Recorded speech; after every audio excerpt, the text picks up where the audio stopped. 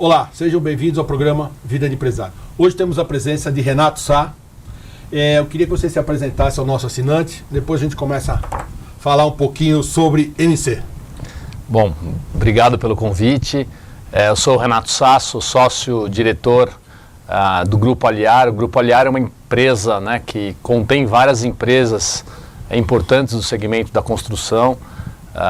Tintas MC do varejo, a distribuidora Prêmio, que é uma distribuidora também de material de construção, a MC Export, a MC Franchise. Então, para mim é um prazer muito grande estar aqui, né, num programa que fala da vida do empresário.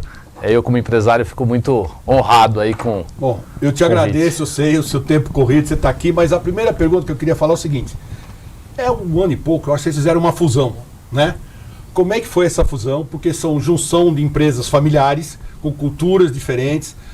A gente sabe que está indo, graças a Deus, bem, mas como é que foi? Porque toda fusão no começo tem um pouquinho, né, de dificuldade. Então, que você contasse um pouquinho para o nosso assinante como é que foi essa fusão, como é que ela está indo, para depois de contar as estratégias e o marketing que vem vindo do Grupo Aliar. Bom, a fusão foi feita por pura estratégia, né? A gente vai falar um pouquinho sobre estratégia. A empresa que a gente brinca, né, que é a empresa mãe, né, que já tem 56 anos, a Tintas MC, eu tive o prazer de começar minha vida lá, né, profissional, faço parte da segunda geração, depois saí de lá para montar em 2005 a distribuidora Prêmio com outros 2 sócios, e o Amilcar, que é o nosso presidente, queria que eu pensasse na volta, e a gente fez, em primeiro lugar, uma fusão, né, nas empresas, onde a gente criou a Hold, que é o Grupo Aliar. E aí, dentro de todo esse retorno, e aí eu saio da distribuição e volto para o varejo, a gente entendeu que a Tintas MC ela precisava ter uma expansão maior do que ela vinha tendo nesses anos. E uma das estratégias, né, dentro do negócio, uma das nossas táticas, era aquisição e fusão. E aí a gente acabou fazendo uma incorporação de um grupo grande, que é o Aquarela, né, que se transformou em Tintas MC. E aí a gente começa a juntar, né, uma empresa familiar. Você falou assim da fusão da Aquarela. Como veio essa ideia? De quem que veio essa ideia? Foi do Amilcar? Foi de vocês todos? Como é que veio essa ideia e essa conversa? Porque a gente sabe, que nem eu falei no começo, juntar 2 culturas diferentes é difícil. Como é que foi e como é que vocês conseguiram juntar? Eu sei que conseguiram, mas como é que foi essa junção, para explicar para o nosso assinante entender que tudo é possível? Juntar 2 empresas familiares com culturas diferentes, que a gente sabe, né? Como é que foi isso daí? Confesso que foi um papel muito forte meu, né? Até na própria função que eu tenho da empresa, que é a parte de estratégia. A Aquarela em si foi uma empresa que me ajudou muito quando eu estava construindo a empresa com meus outros 2 sócios, a distribuidora Prêmio. A gente foi para uma mesma região, então a gente lá, ao invés da gente nos tornarmos concorrentes, a gente acabou sendo aliados de empresários aliados, um ajudando o outro, e ali nasceu uma relação muito forte, né? E eu te digo que em 2005 a gente já brincava, né? Pô, vamos se fortalecer, porque um dia a gente pode pensar em juntos somos mais fortes, ter alguma coisa junto. Então a gente já nasceu ali, nasceu, né, num sonho. E depois, obviamente, tem toda a estruturação para que isso aconteça. E aí tem toda uma costura, né?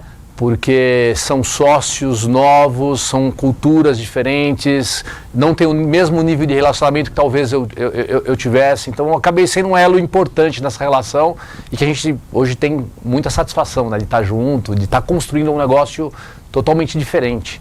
Eu acho que você falou em cultura, né? A gente viu, você explicou direitinho.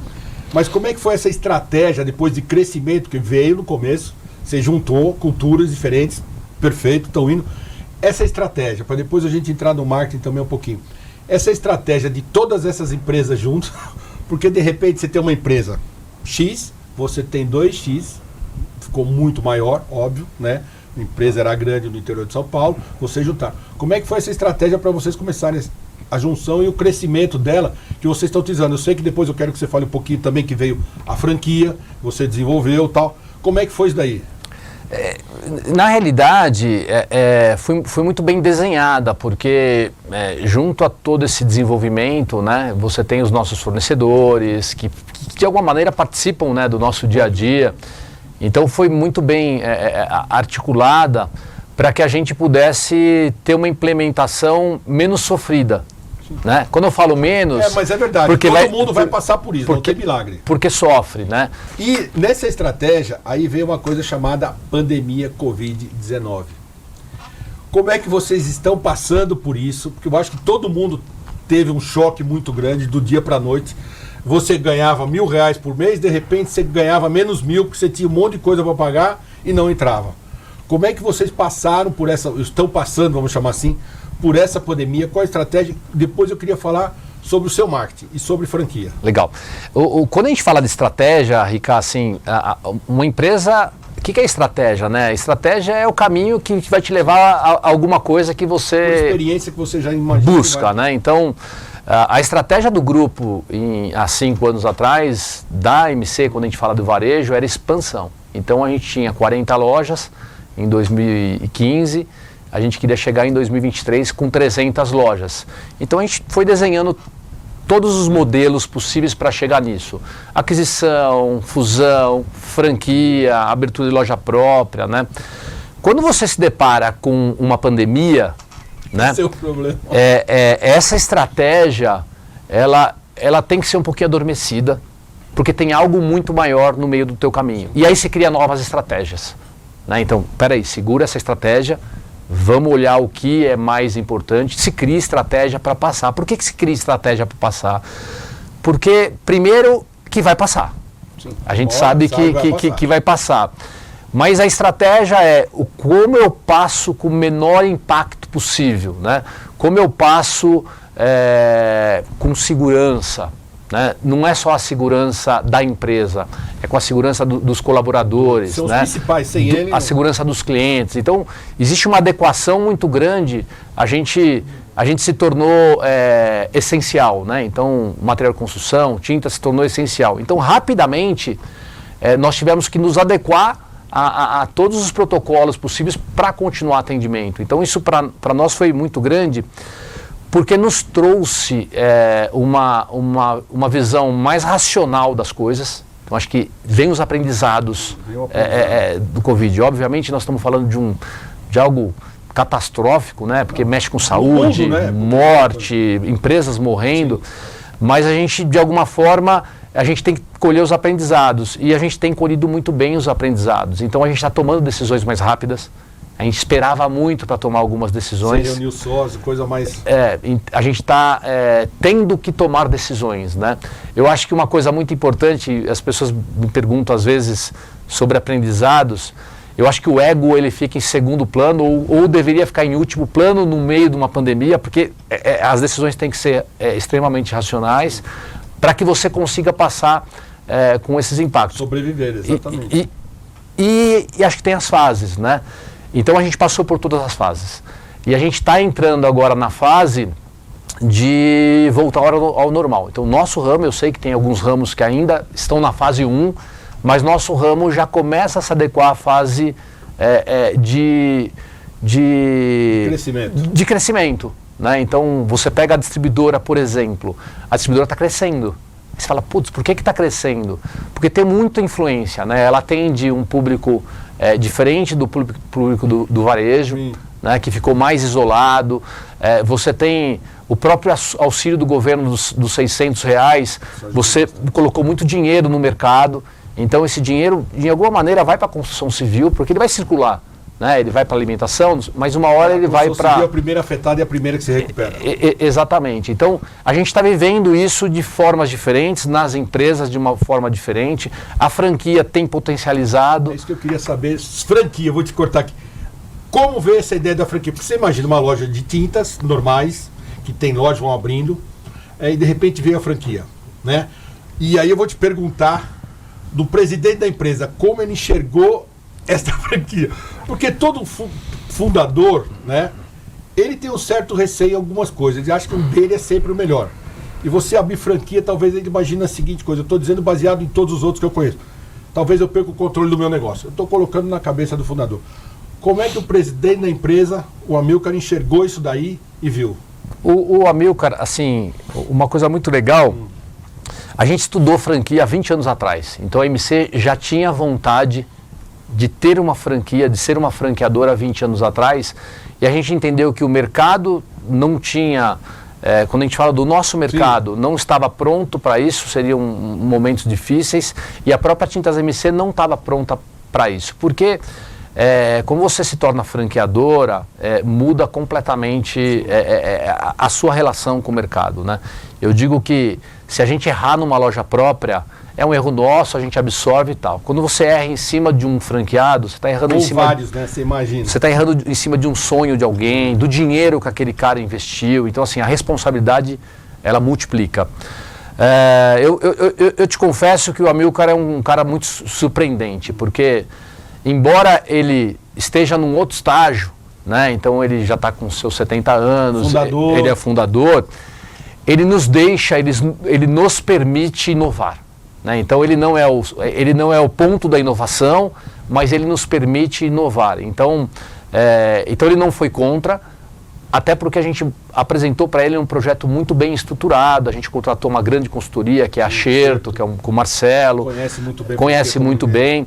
E a gente entendeu naquele momento que a gente já fazia em 40 lojas próprias um processo muito próximo do que um franqueador faz com os franqueados. Então a gente não partiu do zero. A gente já tinha processo, a gente já tinha uma série de coisas. Obviamente que teve uma grande readequação.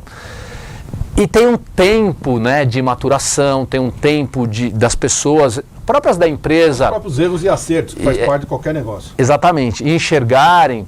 E hoje eu entendo que a empresa enxerga a franquia como um grande negócio nosso. Por quê?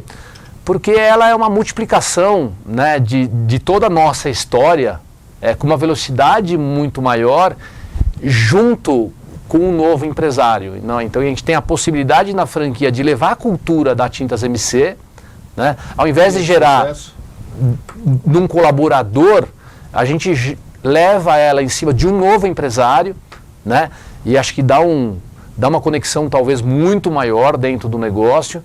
E isso a gente pode estar levando, assim, uma cultura da empresa, né, a empresa em si, para o Brasil inteiro. Até te dar um spoiler, né? Então a gente, até antes da pandemia, a gente segurou um pouco, então já se fala da Tintas MC em países da América do Sul.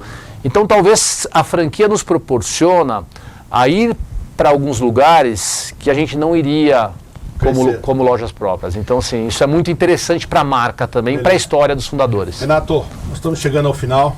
Você vê que é rápido, não podemos te entregar por causa do... Mas eu vou deixar um livro para depois você levar, um presente nosso.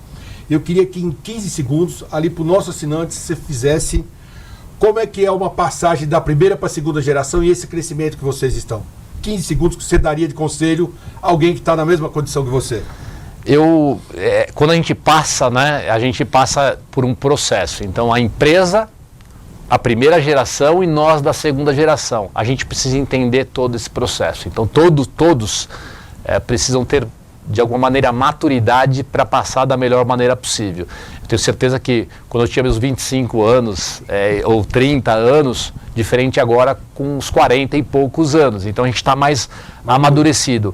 Eu acho que talvez a dica de ouro é você respeitar, né, as diferenças e o tempo de cada um. Eu acho que quando você tem isso, junto com a admiração que você com certeza tem de tudo, seja da primeira geração, que ela é muito importante, e da empresa, eu acho que você vai num caminho muito mais assertivo, né, porque você deixa um pouquinho a emoção de lado e você vai um pouquinho com a razão, com